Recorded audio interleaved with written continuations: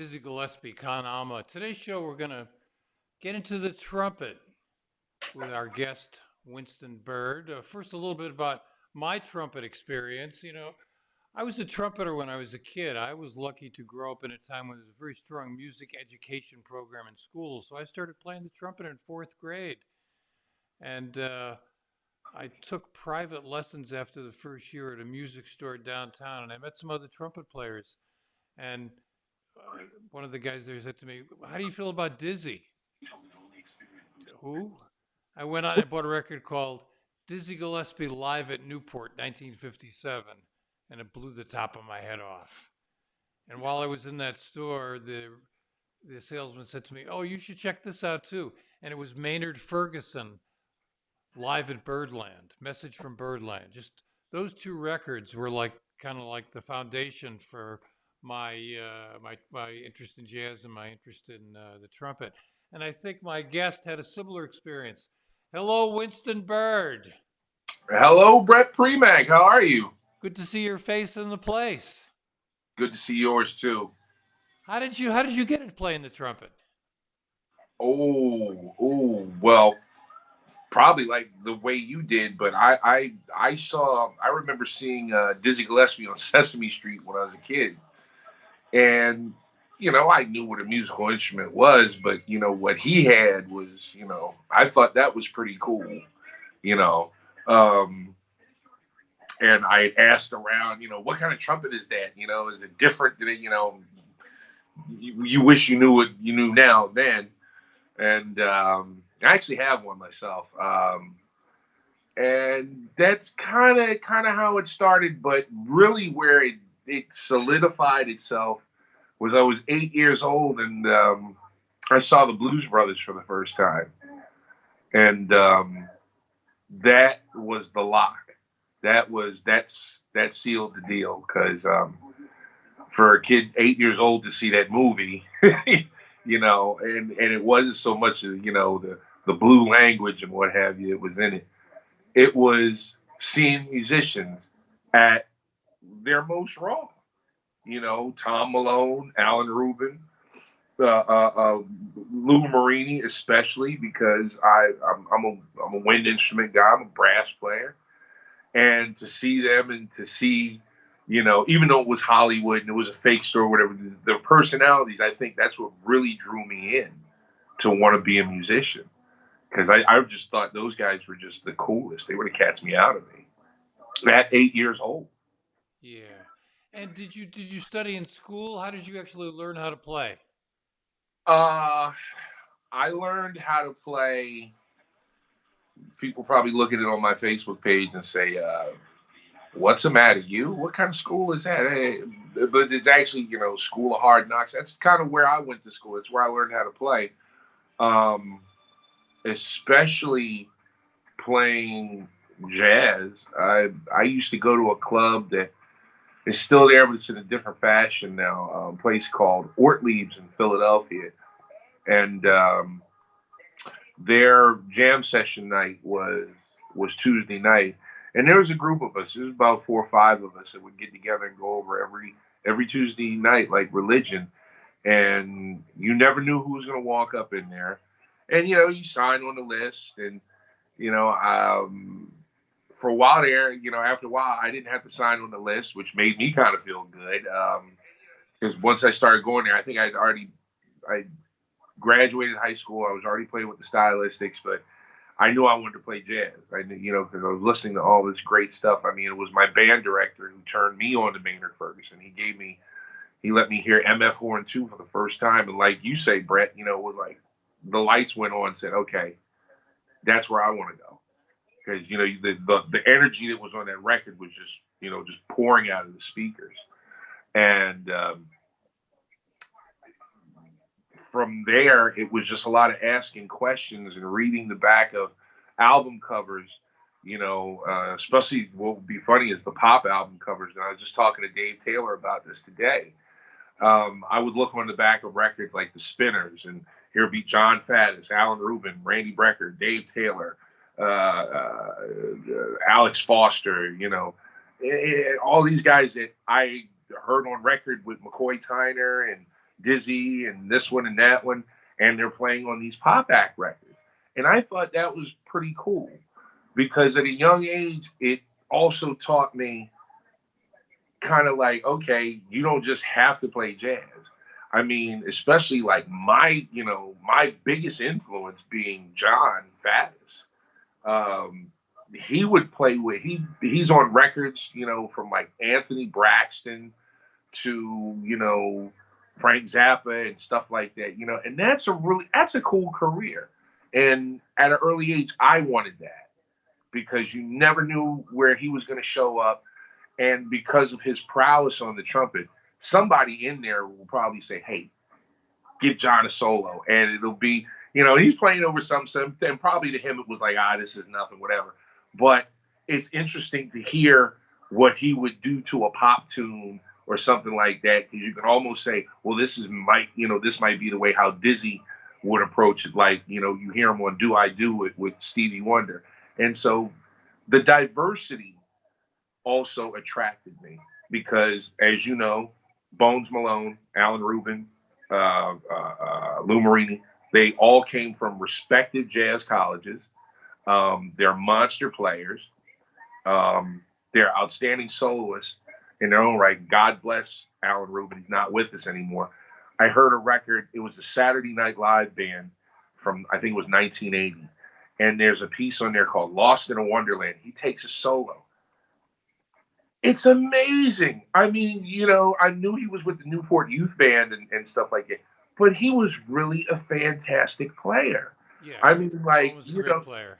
Oh my goodness. I mean, really, it's like, you can hear his influences. Like, he sounded like he really loved Freddie Hubbard, but his own take, to hear his mind work, that was really incredible. And I have it transcribed. I have that solo transcribed, and it's nice to play. It's like to hear those ideas, and I'm like, but he's always been like a studio section player. Yeah. Then you hear him step out, and it's like a whole different ball game, and that's what I always respected about those guys. Yeah. Well, you mentioned Maynard. I want to talk a little bit about playing the trumpet in the upper register, but let's look at a Maynard clip.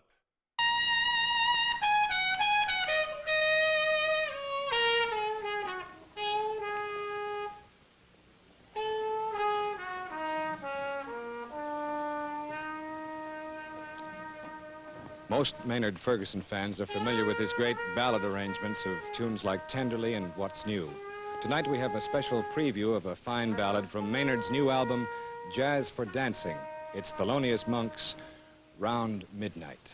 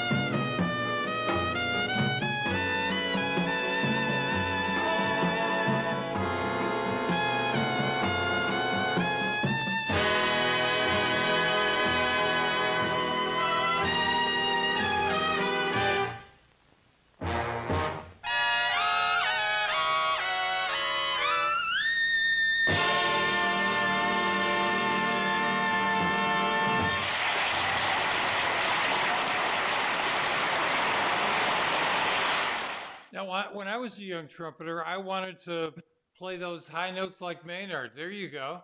There you go. That's the record. Now, That's the I know record. Maynard inspired you when you were a kid, and I also know that you have a very strong upper register. What do you say? And you teach as well. What do you say to young trumpet students about being able to learning how to play in that upper register, double high C's? First thing I would probably tell them is to relax and chill. Um, it's a very physical instrument. It's just like lifting weights, or moving refrigerators. Um, and you have to take all this air and put it through a hole like that big, and it's got to come out like, like this great big, almost like a brick. And I tell them, the first thing you want to be able to do it like I'm having a conversation with you. You can play in the low register and just like da da da da da da da. Yeah, and you play in the middle register, like da da da da da da, and you might get up close to high C, and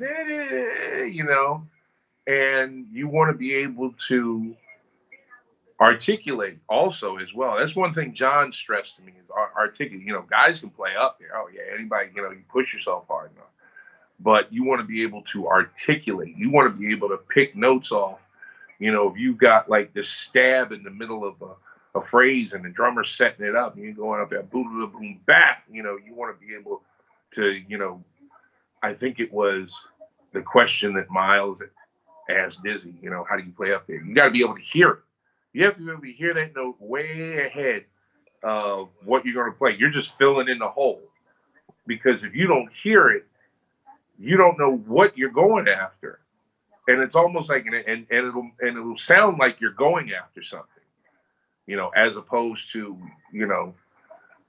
a lot of playing in the upper register is mind over matter, but it's also matter over mind. Knowing when to hold them and knowing when to fold them. There's some guys that they'll play whole phrases. I mean, musically, you also, and that's the other thing, musical integrity about the upper register. Know when to do it, when not to. There's some guys that, excuse the expression, it's a let you fly down thing. But then there's some guys and they use it so perfectly, and it's almost like when you hear them do it, it's like, and you say, damn it, yep, there it is.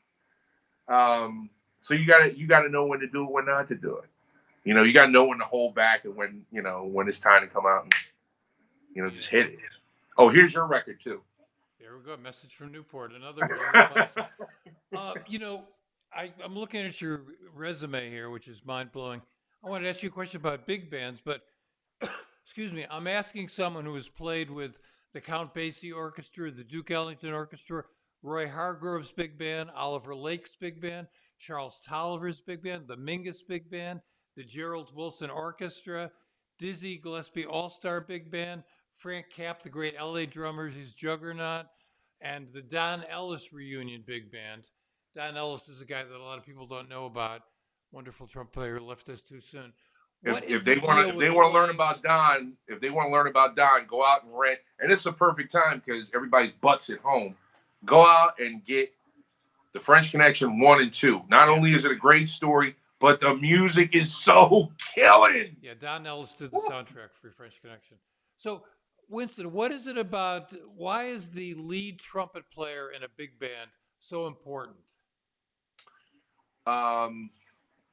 The lead trumpet player in a big band is quite important because he sets the phrasing for the rest of the band. And not to make it sound like, all about him. No.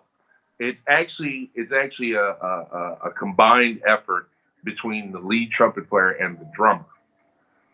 And those two components are like literally the spark plugs to the whole that'll make the engine go. If either one of those are in any kind of way, it's iffy how the band's going to come out as a whole. The lead trumpet player sets the phrasing. And one of the greatest lead trumpet players to ever walk the face of the earth, Snooky Young, really defined what a lead trumpet player should be. And I'll say that in a combined effort with Al Porcino. He just had a birthday a few days ago. Those two really personified what a lead trumpet player really should be: consistent, phrasing out the universe. Because I've never really heard Al play a solo, but in Snooky's case, his soloing just added to his phrasing of doing certain things and making the band swing as a whole. Like if you listen to like the Atomic Band, oh geez, you know that's just like that's lead trumpet 101 right there. If you listen to any of that, and he really just set the precedent for everybody else. Yes, there were lead trumpeters before that and what have you, but when it comes to big band jazz and really just taking care of business, Al Porcino, Snooky Young, and everything pretty much started from there and went up. Then you get the guys like great players like Ernie Royal and Bernie Glow. Ernie Royal, who played in all the big bands, Bernie Glow, who's in Woody Herman's band, a host of other bands after that. Then you move on, then you get to the 60s with guys like, Joe Shepley, who sold off, who had just got to town. The 70s, you get to, John Faddis. Snooky's still in New York, and then he goes off to LA. You got, John, Lou, those guys at the time. And then the 80s, here comes Earl Gardner, Ron Tooley, those guys. And then I came in after that. Yeah. Yeah, I showed up in New York, 1991, and that was crazy. Actually, I've been playing with a band before you said Roy. The band that actually brought me up there was kind of like, you could call it a big band. It was a weird combination because sometimes we would have configurations of 3 trumpets and 2 trombones and 3 saxes, 4 saxes, massive percussion section. There's a band called the Spirit of Life Ensemble. And there were a lot of great players that had come through that band, like Clifford, saxophonist who was Randy Weston's musical director, Talib Kibwe, a great soloist like James Stewart, who was with Frank Foster's big band. He also played on the Basie band for a bit. Really a lot of wonderful players. Winard Harper, who also played on the band. So that was kind of like my introduction into New York, and that's what got me into playing with David, because I'd met David in Philadelphia a couple years before that, and one day I just went up to the Knitting Factory to go see him and just say hello, and he saw me in the audience, and he was like, "Winston, is that you?" And I'm like, "Yeah," and he's like, "You got your horn?" I'm like, "Yeah." And that night I became his lead trumpet player for the entire rest of the run of his residency at the Knitting Factory on Monday night. So I was driving up from Wilmington, Delaware, up to New York like 2-3 times a week. I got pulled over once because they actually thought I was running drugs between New York and Philadelphia. And they searched my car, and all they found was the horn. It was like, "We've seen you come through here," because I would sometimes, if I didn't take the turnpike, I would drive up Route 1 and then pick up the turnpike a little further, because driving back and forth with the turnpike would become tedious. So that got me into people started knowing about me. And when you talked about Roy, it was the day I moved to New York, because I actually ended up living with Talib. He was my roommate. We shared a third floor walk up in Jersey City many years ago. A lot of musicians lived in the area. And the day I moved into Jersey City, I started a week at the Village Vanguard playing lead trumpet with Roy Hargrove's big band. And it was myself, another one of my favorite cohorts, Russell Gunn. He was in the trumpet section. Frank Lacey, Steve Davis was in the trombone section. Monster saxophone section. Abe Burton and Vincent Herring on alto saxophone. Ron Blake on tenor saxophone. Pablo Calgero, who actually lives out here in LA now, on baritone saxophone. Gerald Cannon one of the world's greatest bass players. Kareem Riggins on drums. And the special guest that week was, of all people, Chucho Valdez. Wow. Yeah, and Anga Diaz from Iraquere. And I remember one night I came to the gig and everybody's downstairs, in the back, getting together before the set. And I got there good enough time, and I got down there and I see Chucho by himself. And Chucho's like, I'm 6'3", almost 6'4". Chucho's like 6'7", 6'8". His hands, one of his hands is like two of mine.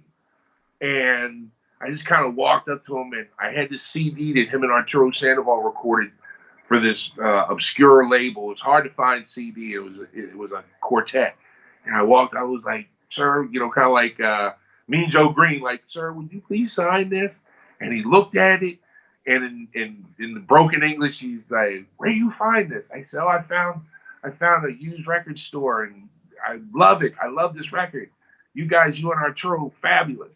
So he took it and he signed it, and he did like this, and he bowed with his big self to me. I'm like, no, man, it's me that's got to bow to you because you're like the greatest.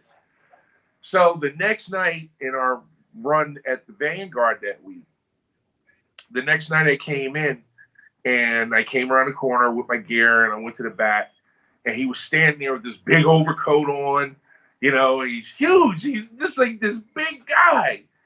And he's like, my friend, come here.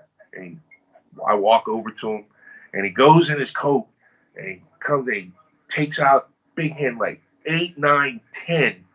These were hand rolled. This was not like, this was nothing like out of a box. Like somebody took their time and rolled these. And oh my God, Brett, it was beautiful. I was like, I almost broke down in tears because it was, I was, man, look, I'm in awe of you. And I tried to say in so much English. It was a shot in the dark, and I had a snowball's chance in hell. But I said, look, if you ever need anybody to come down there and play that Iraquere music with you, I mean, I will find some way to get down there, man. I want to repay you for this because this was just a beautiful gift, Yeah. And I guess he was. Before we go any further here, how about some Winston Byrd on trumpet? We know him as a student of trumpet playing and the great trumpeters. Quickly, you were watching Maynard before, and Maynard, in addition to being an incredible trumpeter, had a way of reaching the audience. And I think when I look at this clip of Winston here, he has a way of reaching the audience as well.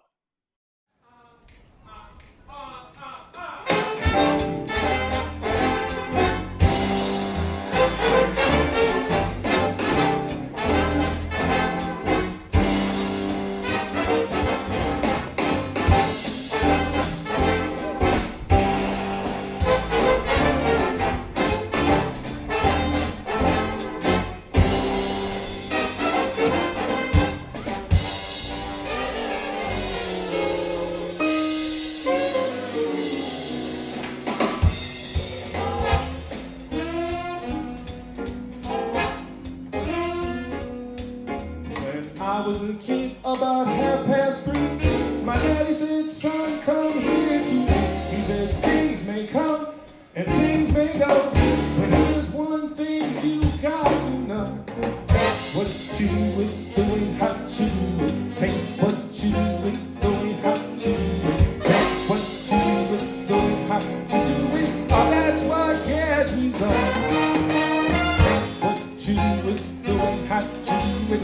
Take what you is doing, how you do it. Take what you is doing, how you do it. Oh, that's what gets me done.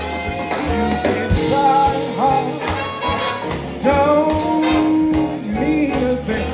Take it easy, breezy, and your child swing. Take what you is doing, how you do it. Take what you is doing, how you do it. Take what you is doing, how you do it. Oh, that's what gets me done.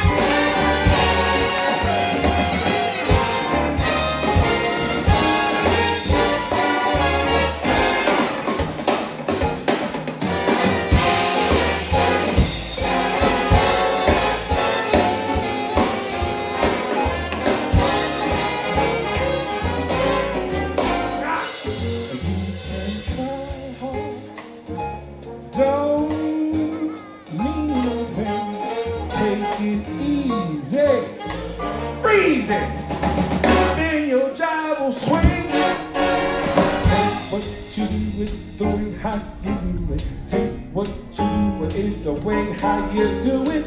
Take what you do, it's the way how you do it. That's what gets results. Now that's what gets results.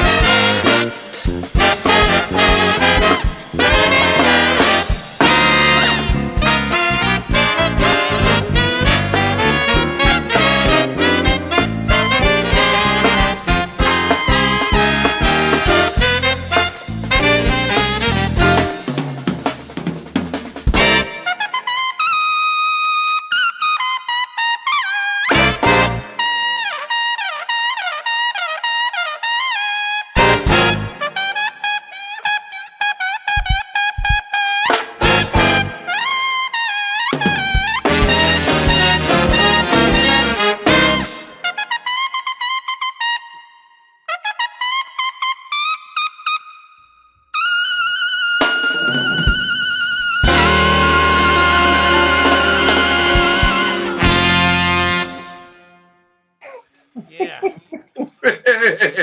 Now I know how Lynn Viviano felt. So we just looked at two clips here. We should tell people what that was. First, it was you did some singing with a big band. What was that? What group was that? And when did that happen? That was the Salt Lake City Jazz Orchestra. I was one of the featured artists on that festival, and I want to say, I think it was about 2011, I want to say, about that time. I think it was about 2011. And I was out there, and the really great thing about that video was I had the wonderful, the lovely, the effervescent, the most talented, the incredible, the colossal. You seen him on color TV. Chuck Finley was playing lead trumpet on that behind me, and that was a real treat. That was an honor, to have one of the best, and I'm out there wolfing it on the mic, and here you got one of the greatest players in the world that's backing you up. That was a real honor. And Chuck, if you're watching, I love you. Much love to you and Z. I hope you guys are well and be safe. Yeah. Now the second Yeah. clip, kind of a little big band, not a traditional big band. What was that? Who were those folks? Those they folks, looked familiar, but I couldn't yeah, exactly place them. those folks, that's my family from Cannonball. Everybody that works there pretty much is a virtuoso musician. The gentleman on baritone sax, he is one of the presidents of the company. He is Tevis Lockett, and his lovely wife Cheryl also is buku talented artist. She's a writer, a player, an educator, and it's like somebody jumped up in there. Hello. I saw at the bottom of the screen. I'm getting used to this, this Skype thing, man. I mean, I was doing Zoom for a minute, but like Skype kind of upped their game. But yeah, that's and a lot of the people, especially in the horns, the gentleman sitting next to him, Darren Radford, I believe that's his last name. Darren is a classically trained clarinetist. He is a monster, and he can sit up there and play tenor and read that Maynard stuff like it's no problem. He's total monster. The gentleman next to him, Randall Clark, who works at the company.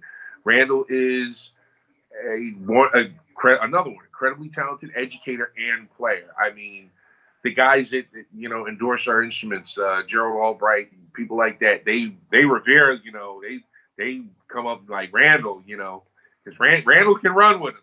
He's a really great player. And the gentleman on the end, Ryan Lillywhite, he's another one, same thing, great player, educator. They're all players, educators. The little girl standing next to me, she's such a sweetheart. She is head of the ITG, the Utah division of the International Trumpet Guild.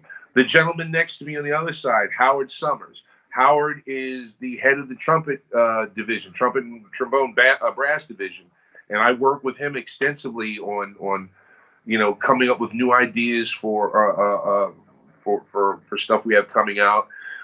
He's tweaked my horn many times, because I always try to, just a little tweak in here and what have you, and it plays great. But it's kind of like, it's a family band, and the rhythm section players come from around the Salt Lake City area. So it's a really kind of like, it's a great house band, and everybody can play. I mean, everybody can play. Yeah, I mean, that was definitely obvious by the clip. Got a couple of questions here. John Yeah. Mathis, who's a trumpeter, says, because you played like some really tasty plunger on that first track. Snooky and CT, Clark Terry, had blue plungers. Where did you get yours? I got mine from Clark. Clark gave me mine. Clark gave me mine a long time ago, and I've known Clark since I was 17. I went to his camp. That's how I met Snooky for the first time. With his camp, nobody knew me there. We're out in the middle of Iowa, a beautiful place called Lamar's, Iowa, and it was a camp that would kind of tour a little bit. So the kids would tour with Clark later. And what was so great about it was me and Ryan Kaiser's little brother. We were kind of like the hot shots on the campus. He was, coming, he's Ryan Kaiser's little brother, and he was already a monster. And I came in kind of like the hot shot lead player from the East Coast. Nobody knew who I was. And, when you're 17, you do stupid things, Brett. You do stupid things. And I remember one time it was so funny. Somebody told me, he's like, "Yeah, man, they heard you warming up on campus in one of the dorm rooms, and everybody stopped." And I was like, "Oh, really?" Ooh, Jesus.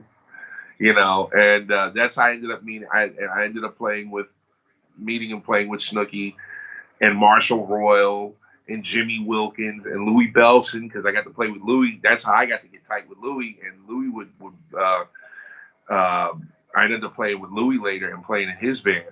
But it was that relationship with Clark, and that, for so long. And the wild part about it was I talked to Clark 2 days before he passed. And I called him from Kennedy Airport. And I will never forget this to the day I die. He asked about everybody in my family, like he always did. And he didn't miss anybody. My mother, my father, my brother, he called him by name. And he only met my brother once when Clark came and played with me. I think he was turning 32 or 33. And we did this big gig at a club called Cecil's in West Orange, New Jersey. And Clark was like my special guest that night. And the place was literally packed. The fire chief almost shut us down. There were people in the parking lot wanting to listen. It was my quintet, and T.S. Monk played drums. It was really great, and that's how tight our relationship was. And he gave me one of these. I got this from Clark. Yeah. Beautiful. A question from a gentleman named Robert Hampton. I'm going to rephrase it. He's very interested in improvisation on the trumpet, but he wants to know, we talked a little bit about lead trumpet playing and ensemble playing, a little bit about improvisation here. Yeah. His concern is that he doesn't want to play a series of unconnected phrases. He wants the improvisation to flow. Any suggestions for that? Well, it's just like, it's like learning a language. You try to see which words fit together and which don't. I guess to try and answer the question in the sense of like how to not make your playing sound contrived or anything like that, like just a series of notes you want it to flow. Listen to those guys who make it flow. My favorite guys, like I said, I come out of that whole Dizzy John Faddis bag. That's what drew me, and I love Maynard's playing from the '60s when the sextet. He was a master improv man too. But I like listening to guys like Russell Gunn, who I mentioned earlier. One guy I literally like worship him almost pretty much, and he's really a beautiful person. Is Tim Hagen. Tim is like, Higgins? yes, Tim Hagens. He's like really kind of like up there. Like I listen to Dizzy, I listen to John Faddis. You throw some Arturo in there, and then I listen to Tim Hagens. You know, I think Tim is so original. I think he's unique. I think his approach to the trumpet is way different than anybody else I've heard. But he's honest. I hear honesty in his playing. I hear heart. You know, even if he hits a note and does, you know, it goes a different way. It's so cool. And maybe he might meant to do it that way, but I think his playing is utterly incredible. I really like. Tim's a great player, and he's Yeah. a very interesting guy as well. I got a shout out here from someone from your past. Oh Hello, God. Mr. Winston Byrd. Rod Barry, your old section mate from the Stylistics. Much love and respect, my brother.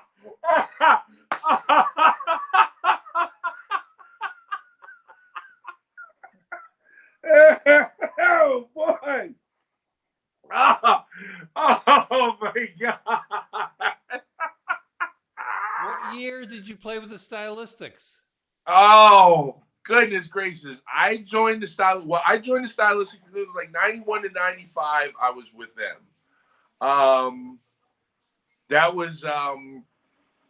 was great because my head was like this. I'm like, oh, I'm gonna go to college. I'm gonna get a degree, and I'm gonna play, and I'm gonna be in New York, and then this gig comes out of nowhere. And it's like, you're going to get to go places that you dreamed of as a little kid. You saw on television. Now here's your chance. And I remember going to my folks about it. I mean, they weren't really happy with me going off to college and stuff like that, but I don't know what it was. And I said, Mom, I just got offered to go on the road with the Stylistics. And I would have loved to have heard that conversation between my parents that night when I told them that. I would have really loved to have heard that conversation because they were all for it. I still remember the day they took me to the airport, and I learned a lot there. But it also gave me like a jump to hone my skills, because it gave me the confidence. I mean, while I was with them, I got a call to play with Lionel Hampton, because I was going back and forth to New York, and that gig gave me the wherewithal to make a course in music. But yeah, Rod was there. Rod was there the night when I quit. So okay, we're gonna get interesting here on this interview. Yes, I did tell people on Facebook this was going to be a hot interview. Okay. Now, sadly, Rod comes back with some sad news. He wanted to tell you that Mike Abdullah passed away. Yes, yeah. That was a guitar player in the band. Yeah, I do know about that, Rod. Yeah, they got that news to me. Yeah, he passed away. That was very sad. That was wild. But yeah, Rod was there when I left.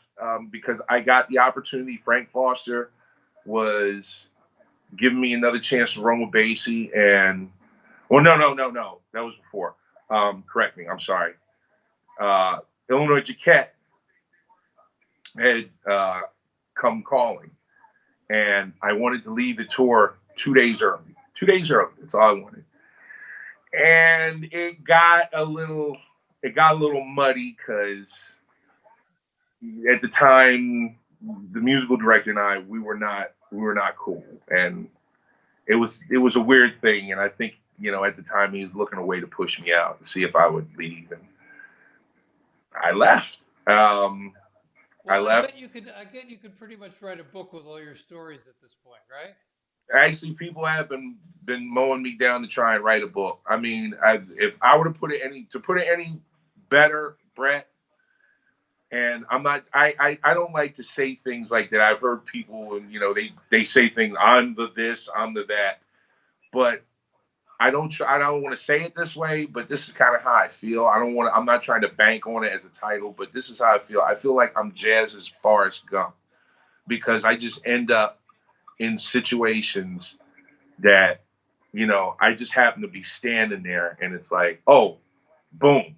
And it's like, of all people to end up here, me, and not like they were all bad situations or anything. Like they're like those being at the right place at the right time, and that's kind of like been one of the cornerstones of my career for 30 years because I started young. I started 15, 16 playing professionally.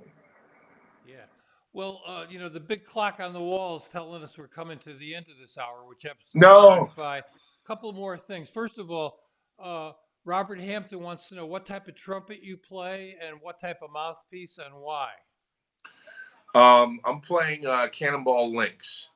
That's what I play. They actually kind of designed it for me. It's all around medium large bore horn. The mouthpiece that I play is made by Derek Sidick at Legends Brass, and it's called Byrdelicious. He loves to have fun with my name. He loves to have fun with my last name, but it's called Byrdelicious, and there's 1 and 2. I play on 2. I play number 2 on my B flat, and I play number 1 on my piccolo trumpet because that's a little shade deeper because for guys that might have bigger chops and what have you. So I had it designed that way. But I'm going to be actually doing a video on those 2 mouthpieces soon. So stay tuned for that, Robert. I'm going to be pushing those mouthpieces because they're really great. I've been having a lot of fun playing them. Even practicing, I've been having a lot of fun. Yeah. So what's this crazy situation that we're enduring? Who knows how it's going to last? What have you got coming up? Anything booked, or it's just going to stay Yeah, here? yeah. I mean, for the most part, things are coming back. I'm going back to work. Hopefully, I know people probably say you going back to work. Who told you going back to work? Um, I'm slated to head back to work around August, September. Hopefully, if we can, I am a person who listens to the doctors and then I hear what and then I hear what the local government's trying to say. So I'm hoping that this too will pass kind of situation. I mean, I've been hunkered down since March 9th, and by the grace of God, my health has been good. My family's health has been good. My parents' health has been good, and they've been safe. And my brother's health is good. He's kind of like right in one of the spots of it being that he works at the airport, but not that much traffic's coming in these days. So he's keeping safe, and most of my cousins or what have they're good, and it's real. But the one thing that it has affected me was the loss of some friends that and then hearing some of my friends getting sick with this. I think that's what hurt me the most. But I'm glad to hear for most of the people that know Bobby Porcelli, my bandmate from the TS Monk band, he came down with COVID, and thank God again, he's doing better. He's in rehab. He should be coming back soon. But I still cry for people like that touch my life, like Mike Longo and Pat Longo and Wallace Roney. They were good people in my life that I'm very thankful that our paths crossed and we all were good. We were all friends. Well, we're thankful that you took some time out from your busy schedule to join us here. Brett, Excuse I me, am on honored. Jazz Video Guy Live. And I want to go out with a tune that I'm sure you'll recognize. Once again, Winston Byrd, thanks a million. Here we go with Oh, a Herbie thank you. Hancock tune. Hit it.